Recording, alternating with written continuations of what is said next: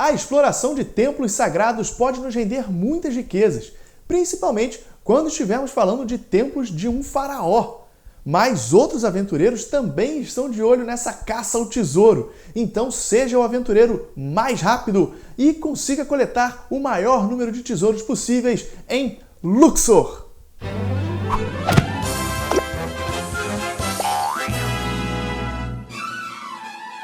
Esse vídeo é um oferecimento Legion Board & Card Games.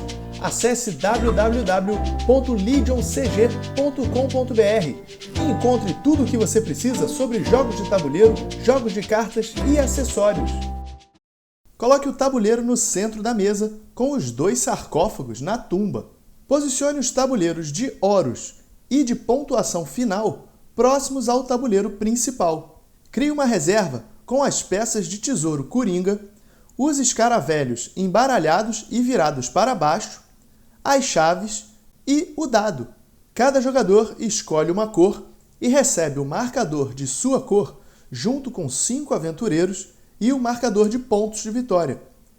Posicione o marcador no espaço 0 da trilha de pontos de vitória. Coloque também 2 aventureiros em pé na entrada do templo. Os outros 3 são colocados deitados em cada uma das 3 estátuas de Anubis ao longo da trilha. Escolha um jogador para iniciar a partida e entregue o marcador de jogador inicial para ele. Separe as cartas de Horus pelos seus níveis, de acordo com a quantidade de olhos na parte de baixo das cartas. Embaralhe cada pilha separadamente e coloque-as viradas para cima no tabuleiro de Horus em seus espaços correspondentes. Embaralhe as cartas restantes e coloque-as no centro do tabuleiro. Posicione as peças de Horus de acordo com os seus níveis nos seus espaços respectivos da trilha. Embaralhe as peças de Osíris e sorteie 4 delas. Então posicione-as viradas para cima em seus respectivos espaços da trilha. Embaralhe as peças de tesouro e posicione-as aleatoriamente pela trilha nos espaços que ainda estão vazios. Separe as peças de templos pelos seus versos e deixe-as separadas próximas ao tabuleiro. Cada jogador recebe 5 cartas, que formam a sua mão. Nesse jogo é muito importante que você nunca mude a ordem das cartas em sua mão. O Luxor é jogado em várias rodadas, em que os jogadores vão jogando cartas de suas mãos para mover os seus aventureiros pelo tabuleiro, coletando tesouros e assim tentando marcar pontos de vitória. No turno do jogador, ele deve jogar uma carta de sua mão, sempre a carta da esquerda ou a carta da direita. Quando definir a carta que você vai jogar, coloque-a na pilha de descarte e escolha um de seus aventureiros ativos, que são os aventureiros em pé, e mova a quantidade de espaços mostrados na carta escolhida.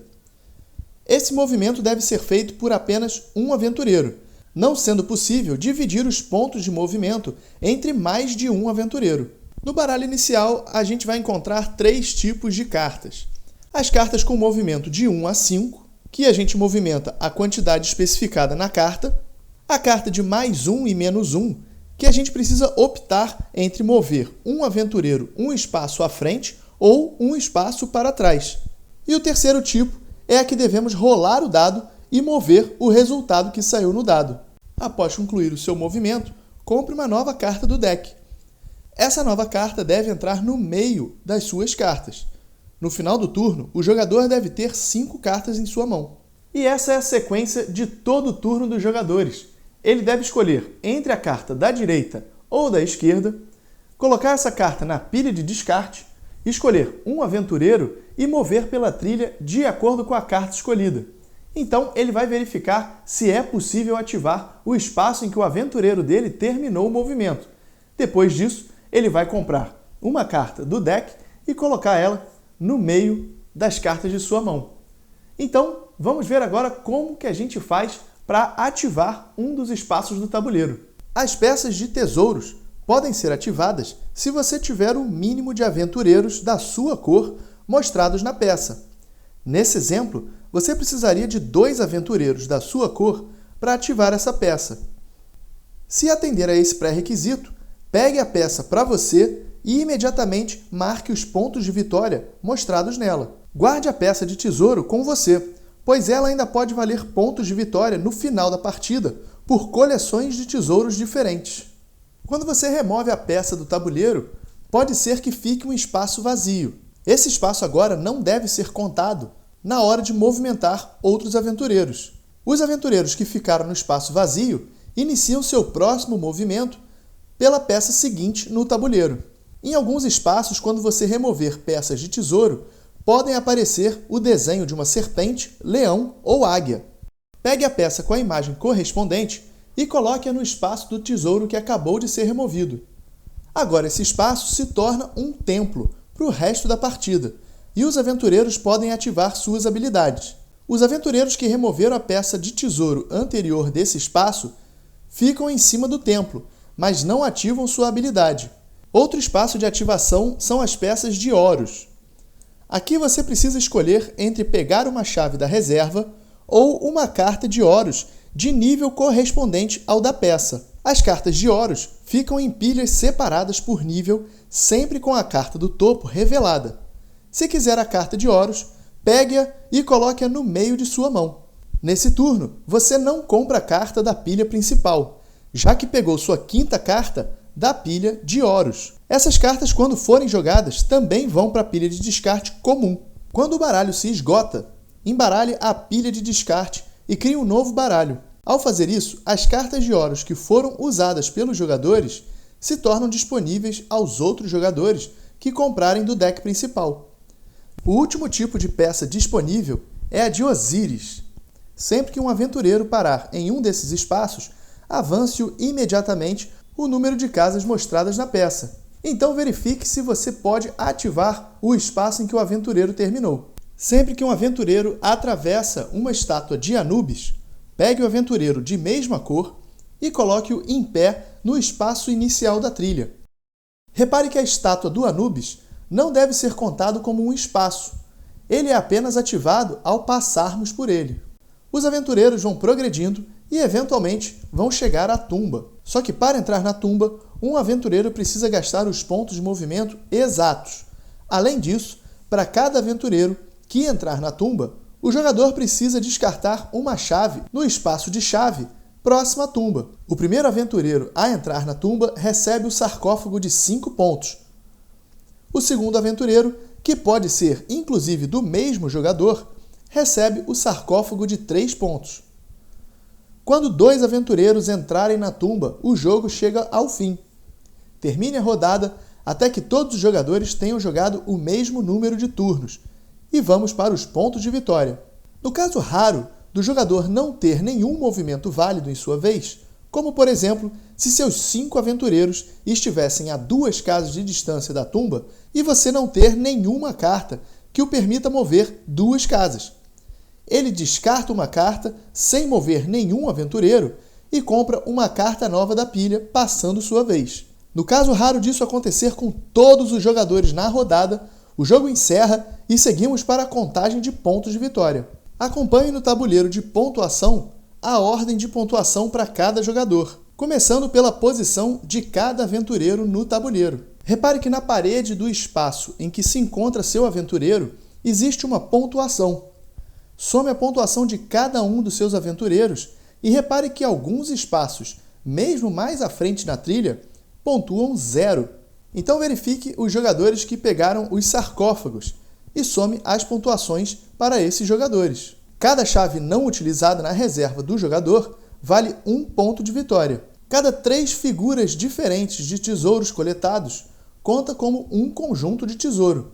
Verifique quantos conjuntos você possui e some seus pontos de vitória. Aqui você pode usar peças de tesouro coringas livremente para fechar seus conjuntos, usando 1, 2 ou até mesmo 3 coringas no mesmo conjunto. Por último, verifique a pontuação dos escaravelhos coletados ao longo da partida. Cada escaravelho vale de 1 a 4 pontos. Eles podem ser coletados através das peças de templos. O jogador com mais pontos de vitória é o vencedor. Em caso de empate, o jogador que tiver o sarcófago de maior valor fica com a vitória. No caso dos jogadores empatados não tiverem sarcófagos, a vitória é compartilhada. Então agora vamos conhecer os efeitos dos templos e das cartas de Horus. São 5 peças de templos, E através delas é que conseguimos as peças de tesouros Coringa e Escaravelhos. Nesse outro espaço, devemos optar por um dos níveis das cartas de Horus. E a última peça é o túnel. O aventureiro que terminar seu movimento em um túnel deve se mover para o próximo túnel, sempre em direção à tumba. Se ainda não tiver saído um segundo túnel, nada acontece. Vamos conhecer agora as cartas de Horus. São 5 tipos de cartas de Horus. A primeira delas é escolher se mover entre 1 e o número que aparece na carta. O segundo tipo é a que devemos rolar o dado e podemos escolher mover entre 1 e o resultado rolado no dado. O terceiro tipo é mover todos os seus aventureiros um espaço ou 2 espaços. Para resolver essa carta, comece sempre com o aventureiro que está mais à frente na trilha, movendo um espaço, se for a carta de mover um espaço. Então, mova todos os seus outros aventureiros seguindo essa mesma lógica. Repare que os espaços de Osíris são automaticamente ativados. Então, escolha apenas um deles para ativar o efeito da peça. Repare que nesse exemplo, eu consegui atingir o pré-requisito dessa peça e também dessa peça, mas eu só posso escolher uma delas para ativar. O mesmo vale para essa peça aqui. Mesmo tendo 2 meeples em cima dela, se eu quisesse ativar essa peça, eu poderia pegar apenas uma carta ou uma chave. E se eu ativar essa peça aqui, eu não pego nenhuma dessas duas. O outro tipo de carta é o que permite você pegar o seu último aventureiro na trilha e colocar no espaço em que seu penúltimo aventureiro se encontra. Nesse caso aqui, eu tenho 2 aventureiros em último lugar. Eu escolho um deles e posiciono no mesmo espaço do penúltimo. E nesse exemplo, eu ainda consegui cumprir o pré-requisito dessa peça de tesouro. O último tipo de carta de Horus é a que permite você mover um aventureiro, o número mostrado na carta, e então ativar uma peça de tesouro com um aventureiro a menos. Nesse exemplo, eu poderia usar essa carta para mover esse aventureiro um espaço e ativar esse tesouro com apenas um aventureiro. E isso é tudo que você precisa saber para jogar o Luxor. Se esse vídeo aqui te ajudou de alguma forma, seja para conhecer o jogo ou aprender a jogar, deixa o seu like, o seu comentário e eu convido você a passar na página do Catarse para apoiar aqui o canal, dando a sua colaboração. Eu sou o Davi Coelho, vou ficando por aqui, a gente se vê no próximo vídeo.